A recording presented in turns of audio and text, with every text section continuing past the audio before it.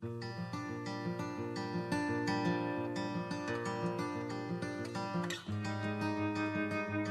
is February the 20th. Have you heard of the running of the Egyptian bulls? Let's find out together about it as we read Exodus 32 to 34.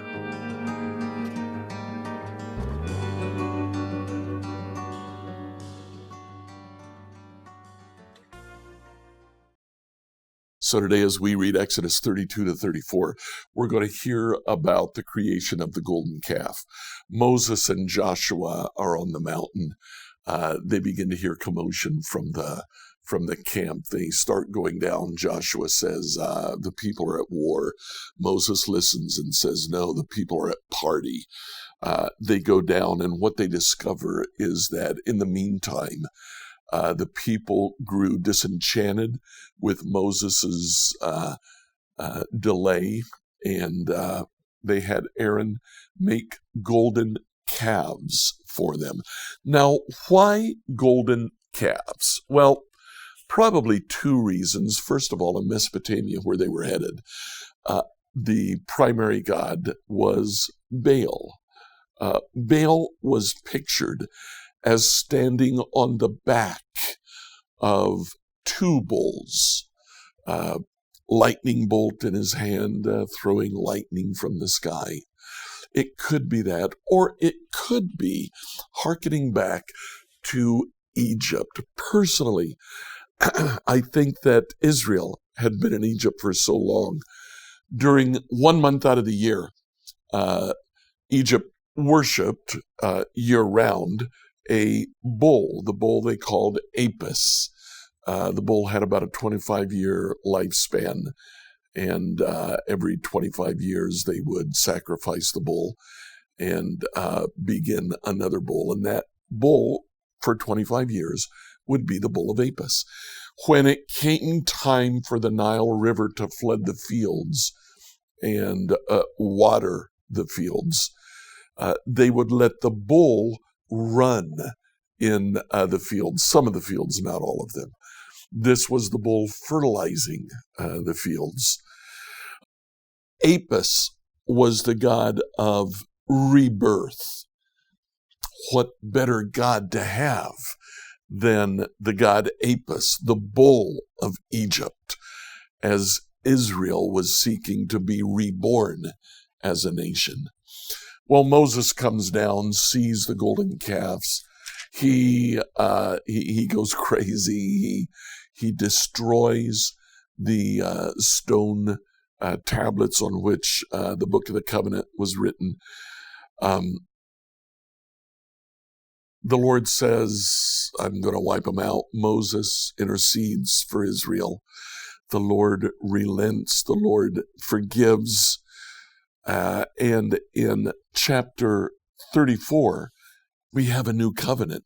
Now listen to the start of this covenant. Chapter 34, verse 6. The Lord passed in front of Moses, calling out, Yahweh, the Lord, the God of compassion and mercy, slow to anger, filled with unfailing love and faithfulness.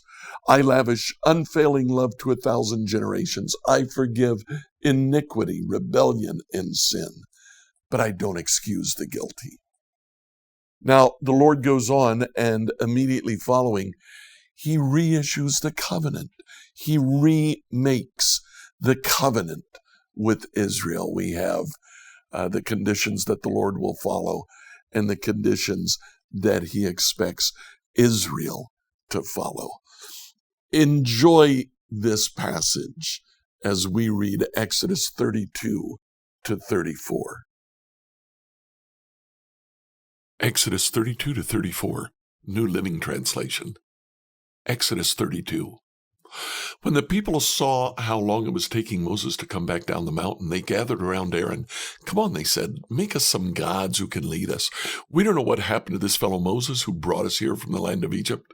So Aaron said, take the gold rings from the ears of your wives and sons and daughters and bring them to me. All the people took the gold rings from their ears and brought them to Aaron. Then Aaron took the gold, melted it down, and molded it into the shape of a calf. When the people saw it, they exclaimed, "O Israel, these are the gods who brought you out of the land of Egypt." Aaron saw how excited the people were, so he built an altar in front of the calf. Then he announced, "Tomorrow will be a festival to the Lord." The people got up early the next morning to sacrifice burnt offerings and peace offerings. After this, they celebrated with feasting and drinking, and they indulged in pagan revelry. The Lord told Moses, "Quick, go down the mountain. The people whom you brought from the land of Egypt have corrupted themselves. How quickly they've turned away from the way I commanded them to live. They've melted down gold and made a calf. They've bowed down and sacrificed to it. They're saying, 'These are your gods, O Israel, who brought you out of the land of Egypt.'" Then the Lord said, "I've seen how stubborn and rebellious these people are. Now leave me alone so my fierce anger can blaze against them, and I'll destroy them. Then I'll make you, Moses, into a great nation." But Moses tried to pacify the Lord his God. "Oh Lord," he said, "why are you so angry with your own people whom you brought from the land of Egypt with such great power and such a strong hand? Why let the Egyptians say their God rescued them with the evil intention of slaughtering them in the mountains and wiping them from the face of the earth? Turn away from your fierce anger. Change your mind about this terrible disaster you've threatened against your people. Remember your servants, Abraham, Isaac, and Jacob. You bound yourself with an oath to them, saying, 'I'll make your descendants as numerous as the stars of heaven. I'll give them all of this land that I've promised to your descendants. They'll possess it forever.'" So the Lord changed his mind about the terrible disaster he threatened to bring on his people. Then Moses turned and went down the mountain. He held in his hands the 2 stone tablets inscribed with the terms of the covenant. They were inscribed on both sides, front and back. These tablets were God's work. The words on them were written by God himself. When Joshua heard the boisterous noise of the people shouting below them, he exclaimed to Moses, "It sounds like war in the camp." But Moses replied, "It's not the shout of victory, nor the wailing of defeat. I hear the sound of celebration." When they came near the camp, Moses saw the calf and the dancing. He burned with anger. He threw the stone tablets to the ground, smashing them at the foot of the mountain. He took the calf they had made and burned it. He ground it into powder. He threw it in the water and forced the people to drink it. Finally, he turned to Aaron and demanded, "What did these people do to you to make you bring such terrible sin upon them?" "Don't get so upset, my lord," Aaron replied. "You yourself know how evil these people are. They said to me, 'Make us gods who will lead us.' We don't know what happened to this fellow Moses, who brought us here from the land of Egypt. So I told them, 'Whoever has gold jewelry, take it off,' and they brought it to me. I simply threw it in the fire, and out came this calf." Moses saw that Aaron had let the people get completely out of control, much to the amusement of their enemies. So he stood at the entrance to the camp and he shouted, "All of you who are on the Lord's side, come here and join me." All the Levites gathered around him. Moses told them, "This is what the Lord, the God of Israel, says. Each of you take your swords and go back and forth from one end of the camp to the other. Kill everyone, even your brothers, friends, and neighbors." The Levites obeyed Moses' command, and about 3,000 people died that day. Then Moses told the Levites, "Today you've ordained yourselves for the service of the Lord, for you obeyed him even though it meant killing your own sons and brothers. Today you've earned a blessing." The next day Moses said to the people, "You've committed a terrible sin, but I'll go back up to the Lord on the mountain. Perhaps I'll be able to obtain forgiveness for your sin." So Moses returned to the Lord and said, "Oh, what a terrible sin these people have committed. They've made gods of gold for themselves. But now, if you'll only forgive their sin, if not, erase my name from the record you've written." But the Lord replied to Moses, "No, I'll erase the name of everyone who has sinned against me. Now go, lead the people to the place I told you about. Look, my angel will lead the way before you. When I come to call the people to account, I will certainly hold them responsible for their sins." Then the Lord sent a great plague upon the people because they worshiped the calf Aaron had made.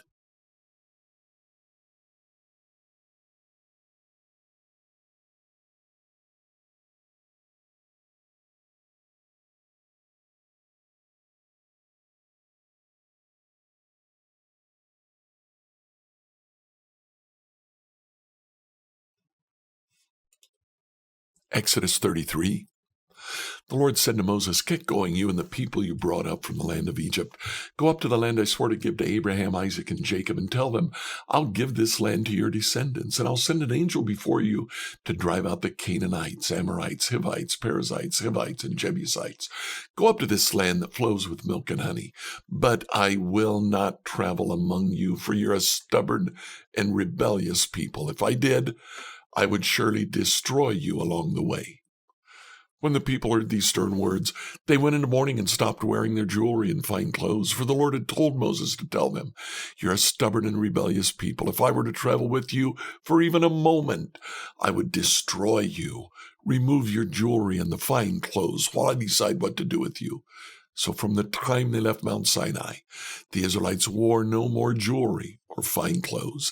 It was Moses' practice to take the tent of meeting and set it up some distance from the camp. Everyone who wanted to make a request to the Lord would go to the tent of meeting outside the camp.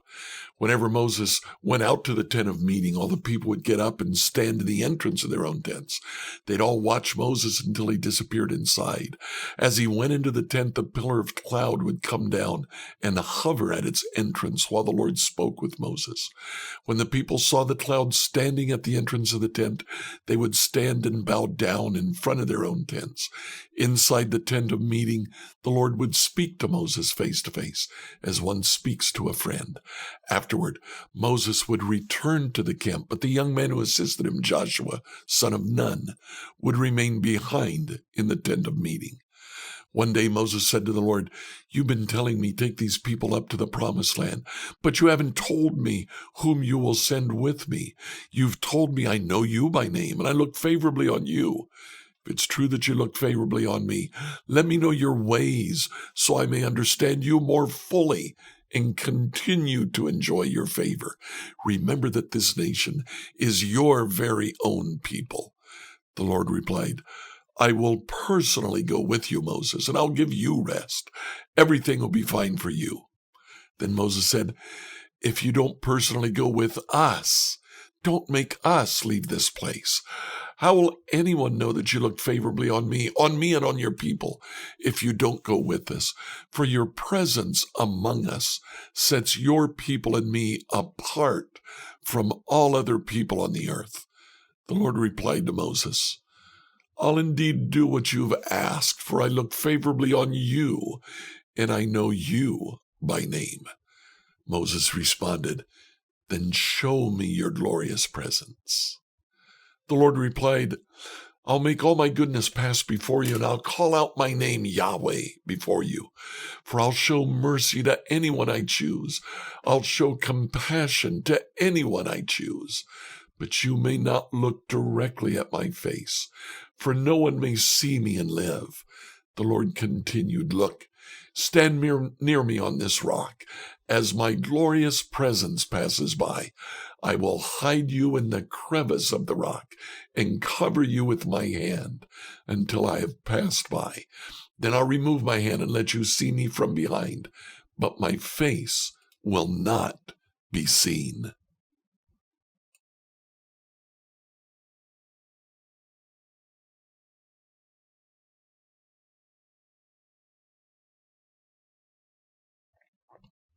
Exodus 34. Then the Lord told Moses, "Chisel out 2 stone tablets like the first ones. I'll write on them the same words that were on the tablets you smashed. Be ready in the morning to climb up Mount Sinai and present yourself to me at the top of the mountain. No one else may come with you. In fact, no one is to appear anywhere on the mountain. Don't even let the flocks or herds graze near the mountain." So Moses chiseled out 2 stone tablets like the first ones. Early in the morning, he climbed Mount Sinai as the Lord had commanded him, and he carried the 2 stone tablets in his hands. Then the Lord came down in a cloud and stood there with him. He called out his own name, Yahweh. The Lord passed in front of Moses, calling out, Yahweh the Lord, the God of compassion and mercy. I'm slow to anger and filled with unfailing love and faithfulness. I lavish unfailing love to 1,000 generations. I forgive iniquity, rebellion, and sin. But I don't excuse the guilty. I lay the sins of the parents upon their children and grandchildren. The entire family is affected, even children in the 3rd and 4th generations. Moses immediately threw himself to the ground and worshipped. He said, O Lord, if it's true that I've found favor with you, then please travel with us. Yes, this is a stubborn and rebellious people, but please forgive our iniquity and our sins. Claim us as your own special possession. The Lord replied, listen, I'm making a covenant with you in the presence of all your people. I'll perform miracles that have never been performed anywhere in all the earth or in any nation. All the people around you will see the power of the Lord, the awesome power I will display for you. But listen carefully to everything I command you today. Then I'll go ahead of you and drive out the Amorites, Canaanites, Hittites, Perizzites, Hivites, and Jebusites. But be very careful never to make a treaty with the people who live in the land where you are going. If you do, you will follow their evil ways and be trapped. Instead, you must break down their pagan altars, smash their sacred pillars, cut down their Asherah poles. You must worship no other gods, for the Lord, whose very name is jealous, is a God who is jealous about his relationship with you.